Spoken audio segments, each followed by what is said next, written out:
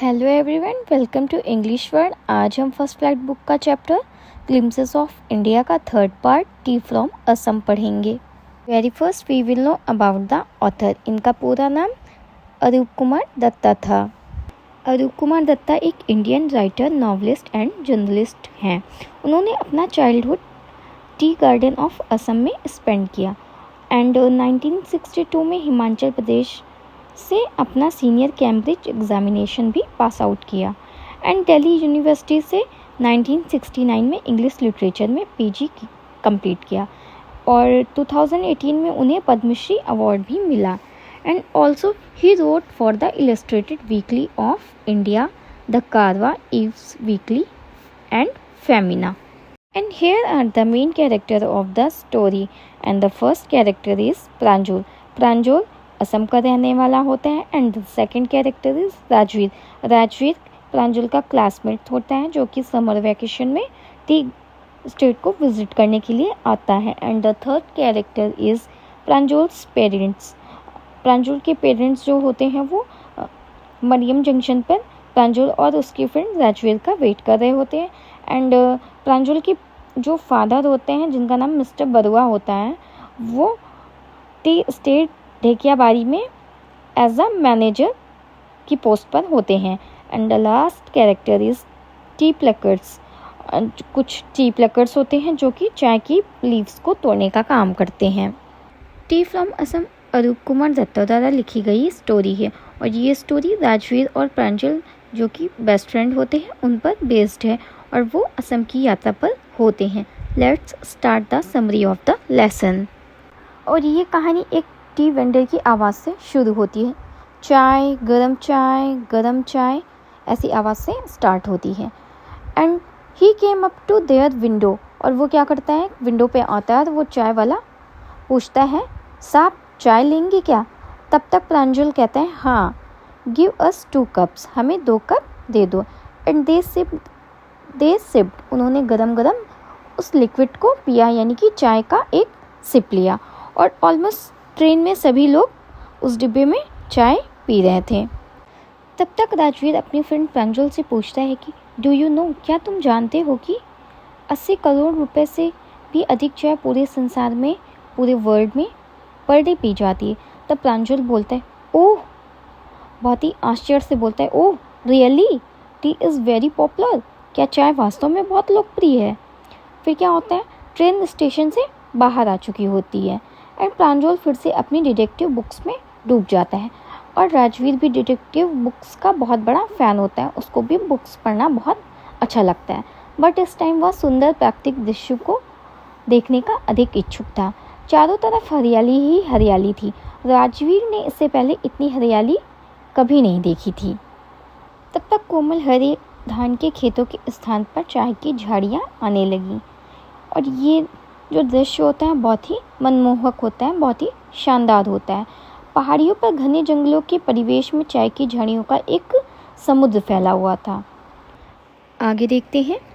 नन्हे चाय के पौधों के बगल में ऊंचे और मजबूत छायादार पेड़ थे और सुव्यवस्थित झाड़ियों की कतारों के बीच में गुड़िया जैसी आकृतियाँ व्यस्तता से चलती हुई दिखाई दे रही थी। फिर क्या होता है, दूर में एक बदसूरत इमारत थी जिसके ऊंचे चिमनी से धुआं निकल रहा था। फिर क्या होता है, हे टी गार्डन, राजवीर बहुत ही एक्साइटेड होके बोलता है। जैसे ही वो चाय के बागानों को देखता है तो वो क्या बोलता है, हे टी गार्डन। लेकिन प्रांजल जो कि बगीचों के बीच में ही पैदा होता है और पला बड़ा होता है, उसे राजवीर की एक्साइटमेंट में कोई दिलचस्पी नहीं होती है। राजवीर आगे कहता है, oh this is tea country now, यह अब चाय का इलाका है। तब उसे प्रांजल बताता है कि असम संसार में चाय के बगीचों का सबसे बड़ा केंद्र है और तुम्हें इतने बगीचे दिखाई देंगे कि तुम उन्हें लाइफ टाइम याद रखोगे। राजवीर बताता है कि मैंने चाय के बारे में उतनी जानकारी ले ली है जितनी मैं ले सकता था। कोई भी वास्तव में नहीं जानता कि किसने चाय की खोज की, बट यहाँ पे बहुत सी कहानियाँ हैं जिनसे हमें पता चलता है कि चाय की खोज कैसे हुई। प्रांजल पूछता है कि कौन सी कहानियाँ? राजवीर बताता है कि एक तो चाइनीज़ एम्परर की कहानी है और ये कहानी है कि वो जो चाइनीज़ एम्परर होता है वो हमेशा पानी को बॉयल करके पीता है। फिर एक दिन जब पानी बॉयल कर रहा होता है तो अचानक से क्या होता है, टहनियों से कुछ पत्तियाँ आकर उसी पानी में गिर जाती हैं। फिर जब वो पानी टेस्ट करता है, जब उस पानी को पीता है तो उसका फ्लेवर जो होता है बहुत ही ज़्यादा डिलीशियस लगता है। और बताते हैं कि वो जो पत्तियाँ होती हैं वो कौन सी पत्तियाँ होती हैं, वो चाय की पत्तियाँ होती हैं। अब प्रांजल कहता है कि मुझे दूसरी कहानी भी बताओ। देन राजवीर बताता है कि हमारे पास एक इंडियन कहानी भी है, एक इंडियन स्टोरी भी है। फिर वो बताते हैं कि बोधि धर्म एक प्राचीन बौद्ध सन्यासी था। ठीक है, वो क्या करते हैं, जो बोधि धर्म होते हैं, एक दिन अपनी आईलिड्स मतलब अपनी पलकों को काट लेते हैं। क्यों काटते हैं? क्योंकि जब वो मेडिटेशन करते हैं, जब वो ध्यान की अवस्था में होते हैं, तब उन्हें नींद आने लगती है। तब वो क्या करते हैं, उससे परेशान होकर वो अपनी पलकें ही काट देते हैं और उनकी जो पलकें होती हैं उससे 10 चाय के पौधे उगाते हैं। फिर क्या होता है, इन पौधों की पत्तियां जब वो गर्म पानी में डालकर पीते हैं तब क्या होता है, नींद गायब हो जाती है। और इस तरह से क्या होता है, फिर बताते हैं कि चाय का आविष्कार हो जाता है। फिर आगे बताता है, जो राजवीर होता है वो आगे बताता है कि सबसे पहले चाय जो थी वो चाइना में पी गई थी। और वो ये भी बताता है कि 2700 BC से पहले ये चाइना में पी गई थी। फिर वो बताता है जैसे चीनी वर्ड चाइना से आया है, वैसे ही यूरोप में चाय 16th सेंचुरी में आती है। और इसका यूज़ कैसे करते थे तब, as a medicine, as a दवाई के रूप में करते थे। फिर क्या होता है, कहानी सुनते सुनते ट्रेन अचानक से आवाज़ करते हुए मेरियानी जंक्शन के पास आकर रुक जाती। अब क्या करते हैं, जो दोनों लड़के होते हैं राजवीर और प्रांजल, वो अपना सामान उठाते हैं और ट्रेन से प्लेटफॉर्म पे उतर जाते हैं। प्रांजल के पेरेंट्स उनका वेट कर रहे होते हैं और जल्द ही वो दोनों दोस्त क्या करते हैं, ढेकियाबाड़ी की ओर निकल पड़ते हैं। ढेकियाबाड़ी में प्रांजल के जो फादर होते हैं वो टी गार्डन मैनेज करते हैं, यानी कि वहाँ पे एज अ मैनेजर के रूप में काम करते हैं। फिर क्या होता है, 1 घंटे बाद वो मेन रोड से मुड़ जाते हैं। Then they crossed a cattle bridge. फिर वो क्या करते हैं, वो कैटल ब्रिज को क्रॉस करते हैं, ढेकियाबाड़ी टी स्टेट में फिर एंटर करते हैं। और क्या देखते हैं, कंकड़ पत्थर की सड़क के दोनों ओर चाय की झाड़ियाँ ही झाड़ियाँ थीं। फिर आगे क्या होता है, ग्रेवल सड़क के दोनों ओर 1 एकड़ उपजाऊ चाय के पौधे ही पौधे थे, जो सभी एक ही ऊंचाई पर सटीक रूप से काटे गए थे। फिर क्या होता है, चाय तोड़ने वालों के समूह जिनके पास बांस की टोकरियाँ थीं। आपने टीवी वगैरह में देखा होगा, जो चाय की पत्तियाँ तोड़ते हैं वो लोग अपनी पीठ पे एक बांस की बहुत बड़ी सी टोकरी बांधे होते हैं, जिसमें वो पत्तियाँ तोड़ तोड़ के रखते हैं।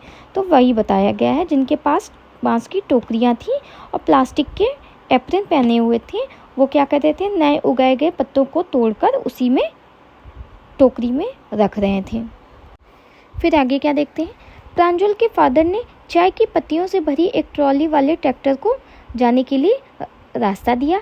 रास्ता देने के लिए क्या करते हैं, वो अपनी कार को धीमी कर लेती हैं। फिर क्या होता है, यह दूसरे निकलने वाला या नई पत्तियां आने वाला समय है ना मिस्टर बरुआ, ऐसा राजवीर ने उनके फादर से पूछा। प्रांजल के फादर से पूछते हैं कि यही वो टाइम है ना जब चाय की पत्तियां दोबारा निकलने वाली होती हैं, और ये टाइम कब से कब तक चलता है, ये मई से जुलाई तक चलता है, और ये सबसे अच्छी चाय की पैदावार देता है। तब प्रांजल के फादर जो होते हैं बहुत ही आश्चर्यचकित होकर उससे पूछते हैं, कहते हैं कि तुमने अपना होमवर्क जो है बहुत ही अच्छे से किया है, ऐसा लगता है। क्योंकि वो स्टार्टिंग में बताता है ना कि मैंने चाय के बारे में बहुत सारी बातें पढ़ी हैं, जितने मुझे जानकारी मिल सकती थी मैंने सारी जानकारी सारी बुक्स से ले ली है। तो वही वो उनके फादर कहते हैं कि तुमने बहुत अच्छा होमवर्क किया है अपना। तब वो बताता है कि हाँ मिस्टर बरुआ, राजवीर ने बताया कि मैं जब तक यहाँ हूँ तब तक चाय के बारे में ज़्यादा से ज़्यादा जानने की इच्छा रखता हूँ। और इस तरह से ये कहानी यहीं पे ख़त्म होती है। And last moral of the lesson, ये कहानी जो है वो चाय की बढ़ती हुई लोकप्रियता को दर्शाता है और साथ ही साथ ये बताता है कि असम में कैसे चाय के बागान दूर दूर तक फैले हुए हैं। Thanks for watching. अगर आपको मेरी वीडियो अच्छी लगी हो तो प्लीज़ मेरे चैनल को लाइक करें, सब्सक्राइब करें एंड टू कमेंट। एंड अगर आपको इस चैप्टर की फुल समरी और इम्पॉर्टेंट की पॉइंट्स की PDF चाहिए तो आप मेरे टेलीग्राम चैनल को भी ज्वाइन कर सकते हैं, जिसकी लिंक आपको डिस्क्रिप्शन में दी हुई है।